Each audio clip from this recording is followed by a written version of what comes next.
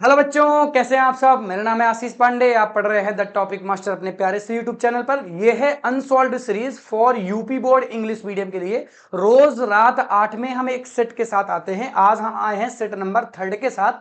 Set number first और second को मैंने आपको पढ़ा दिया है बेटा, और आज हमारा होने वाला है सेट नंबर 3 जिसका पेपर कोड क्या है। पेपर कोड है 824 IL। आज हम इसे एक्सप्लेन करेंगे और बढ़िया तरीके से चीजों को समझेंगे। आइए देखते हैं। सबसे पहला क्वेश्चन जो हमारा आया है बेटा, ये जो सीरीज है इसके साथ ज्यादा से ज्यादा लोग जुड़े, अपने अपने दोस्तों को शेयर कर दें, बता दें कि हम अनसॉल्व का सोल्यूशन आपको दे रहे हैं। अभी हम एमसीक्यू का दे रहे हैं, लेकिन जैसे ही एक बार सभी बच्चों का कोर्स कंप्लीट हो जाएगा, अभी सभी बच्चों का कोर्स तो हुआ नहीं, तो जैसे एक बार कोर्स कंप्लीट हो जाता है हम पूरी की पूरी अनसॉल्व का सोल्यूशन देंगे। और सीबीएसई बोर्ड का हम अलग से अपलोड करेंगे। ये तो यूपी बोर्ड इंग्लिश मीडियम का है, लेकिन सभी सीबीएसई बोर्ड वाले बच्चे भी इसको देख ले, क्योंकि एनसीईआरटी के ही क्वेश्चन है और आपके एग्जाम में भी ये क्वेश्चन आ सकते हैं। आइए स्टार्ट करते हैं पहले क्वेश्चन के साथ। पहला क्वेश्चन पूछा गया है, पहला क्वेश्चन पूछा गया, which mirror should be used from an apparent and in large image of an. अब देखो कौन सा ऐसा मिरर है। सबसे पहली बात समझो कि मिरर पूछा है जो अपेरेंट बनाता हो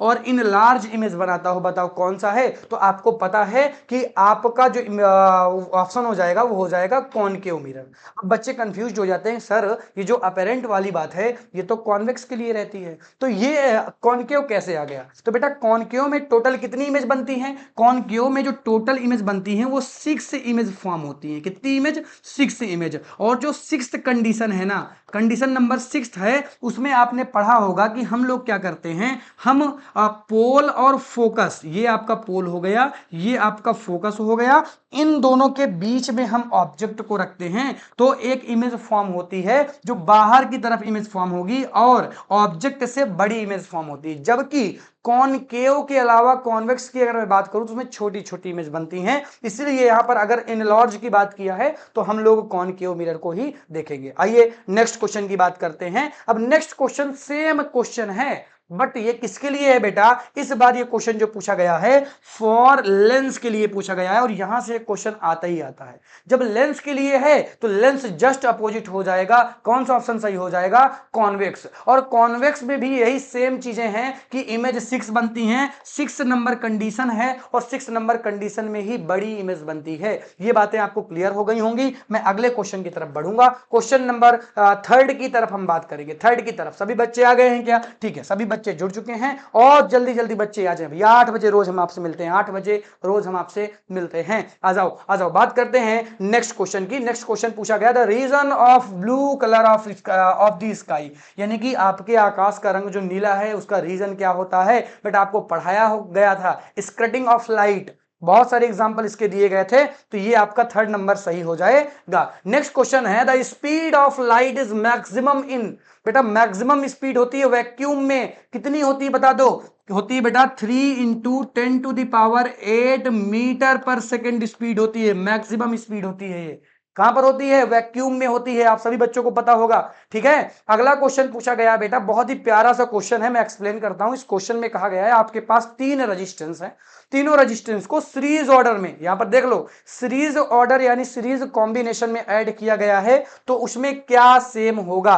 इससे पूछा गया कि क्या पोटेंशियल डिफरेंस सेम होगी क्या, या सेम अमाउंट में ये हीट प्रोड्यूस्ड करेंगे, या इनकी इलेक्ट्रिक करंट आपकी सेम हो जाएगी। तो आ जाओ पहले हम डायग्राम बना के चीजों को क्लियर कर लेते हैं। आपने एक रेजिस्टेंस लिया, आपने दूसरा रेजिस्टेंस लिया, आपने तीसरा रेजिस्टेंस लिया और तीनों को ऐड कर दिया है आपने सीरीज ऑर्डर में। तो बेटा इन तीनों के लिए वोल्टेज तो अलग अलग हो जाएगा, इसका वोल्टेज अलग है, इसका वोल्टेज अलग है, इसका वोल्टेज अलग है, यानी पोटेंशियल डिफरेंस तो तीनों के अलग अलग हो जाएंगे। ये ऑप्शन आपका गलत हो गया, ठीक है। और हीट भी अलग है, क्योंकि सबका रेजिस्टेंस अलग अलग है, उसी के अकॉर्डिंग हीट प्रोड्यूस होती है, तो सेम अमाउंट में हीट भी नहीं प्रोड्यूस होगी। लेकिन यहां पर जो आई की फ्लुएंसी रहेगी ना, जो आई है वो तीनों में सेम होगी। आपने ओम के अकॉर्डिंग पढ़ा होगा, V = IR होता है, आपने पढ़ा। जब आपने सीरीज ऑर्डर पढ़ा वहां पर बताया गया था कि आई सेम होती है, लेकिन जब आपने पैरेलल ऑर्डर पढ़ा होगा वहां पर आपको बताया गया था कि वोल्टेज सेम होता है, पोटेंशियल डिफरेंस सेम होता है। क्या ये बातें क्लियर है आपको,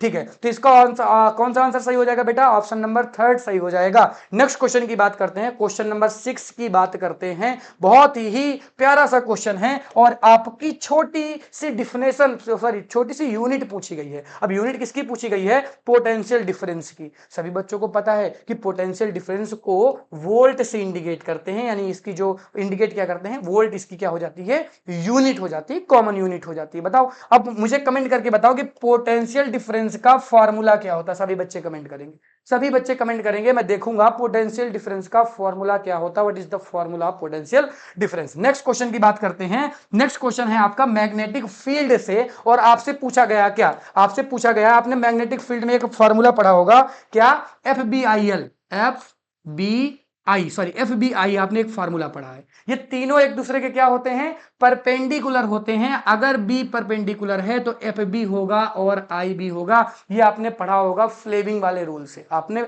हाँ, फ्लेमिंग से क्वेश्चन जरूर आता है। आप दोनों, उसका लेफ्ट हैंड साइड मतलब लेफ्ट थंब रूल और उसका राइट वाला थंब रूल, दोनों आप पढ़ के जाएंगे, क्योंकि यहां से MCQ क्वेश्चन देखने के लिए मिल जाएंगे। आपको ऑप्शन नंबर C सही हो जाएगा, दोनों के परपेंडिकुलर हो जाएगा। फार्मूला मैंने आपको बता दिया है, कुछ इस तरह से ये परपेंडिकुलर होता है। क्या ये क्लियर है क्या? ठीक है, चलो आ जाओ, ये बातें क्लियर हो गई हैं। किसी भी क्वेश्चन में कोई भी प्रॉब्लम होगा तो बच्चे कमेंट करेंगे, मैं कमेंट में उसका आंसर जरूर दूंगा और उसे एक्सप्लेन भी कर दूंगा। और वैसे तो सारी चीजें यहाँ पर एक्सप्लेन हो रही हैं, ऐसा तो नहीं टिक किया जा रहा है, बट तब भी अगर किसी बच्चे को कोई प्रॉब्लम होती है तो उसका एक्सप्लेनेशन आपको दिया जाएगा। आ जाओ, नेक्स्ट क्वेश्चन की बात करते हैं। नेक्स्ट क्वेश्चन पूछा गया the general formula of alkane. Alkane का फार्मूला क्या होता है? बी नंबर ऑप्शन सही है। देखो, एल्केन में आपको पढ़ाया गया CnH2n+2। एल्कीन में आपको पढ़ाया गया CnH2n-2 और एल्काइन में आपको पढ़ाया गया CnH2n। ये एल्काइन का फार्मूला हो जाता है। तीनों के फार्मूला मैंने आपको बता दिया। एल्केन का पूछा था, अगर एल्कीन का पूछता, कीन यानी डबल बॉन्ड, सिंगल बॉन्ड का पूछा था, डबल बॉन्ड का पूछता कीन का तो ये, और आइन का पूछता तो ये वाला फार्मूला हो जाता। Is it clear? क्या ये बातें क्लियर हैं? नेक्स्ट क्वेश्चन पूछा गया, होमोजीनस सीरीज आपको बतानी है जहां पर सेम केमिकल बॉन्ड हो, या मैं कह सकता हूं जहां पर सेम फंक्शनल ग्रुप लगे हों। अगर आप ध्यान से देखेंगे तो देखो, यहां पर एल्कोहल लगा हुआ है, यहां पर CHO एल्डिहाइड लगा हुआ है, अलग हो जाएगा, गलत है ऑप्शन। यहां पर एल्कोहल है, यहां पर कीटोन लगा हुआ है, यह भी आपका गलत हो जाएगा। तो ऑप्शन नंबर पहला और दूसरा बचा, तो पहला और तीसरा किसमें है? ऑप्शन नंबर डी में है, तो पहला और तीसरा सही हो जाएगा। आपको देखना है सेम ग्रुप। यहां पर देखो CHO है तो यहां पर भी CHO है, यहां पर सभी जगह सिंगल बॉन्ड है तो यहां पर यहां पर डबल बॉन्डिंग है तो यहां पर भी बेटा आपको डबल बॉन्डिंग देखने के लिए मिल जाएगी। ये बातें अगर आपको क्लियर हो तो मैं फिर आगे बढ़ूं। ठीक है, आगे बढ़ूं क्या? चलो ठीक है, आगे बढ़ते हैं। Which of the following metal, अब कौन सा ऐसा मेटल है जो क्या करता है बेटा? हाइड्रोजन गैस देता है कोल्ड वाटर में। हाईली रिएक्टिविटी दिखाने वाले मेटल। अब रिएक्टिविटी की सीरीज कैसे याद रखनी है उसका वीडियो मैंने बनाया है, एक ट्रिक मैंने बताई है बेटा, 2-4 मिनट की ट्रिक है, जाके देख लेना। रिएक्टिविटी सीरीज काशीनाथ का पंडित आया ऐसे करके बहुत गजब की सीरीज मैंने मतलब ट्रिक बनाई है, आपको कभी नहीं भूलेगा। अगर उस ट्रिक को आप एक बार दिमाग में बैठा लेंगे तो जाकर देखना, बोर्ड स्पेशल सीरीज जिसमें मैं रिवाइज करवाता हूं हर रोज सुबह 6 बजे। हम कुछ ना कुछ कोई ऐसा टॉपिक लेकर आते हैं जो बोर्ड एग्जाम के लिए बहुत इंपॉर्टेंट है, उसका हम रिवीजन करते हैं रोज सुबह 6 बजे। तो वहां पर आप देखेंगे तो बोर्ड रिवीजन सीरीज में आपको ये ट्रिक मिल जाएगी देखने के लिए, वो ट्रिक आप लिख लें और याद कर लेंगे। तो जो सबसे ज्यादा रिएक्टिविटी दिखाते हैं, जैसे कौन हो गया, जैसे आपका यहां पर हो गया पोटेशियम। पोटेशियम को के से इंडिकेट करते हैं, हाईली रिएक्टिविटी दिखाता है ये।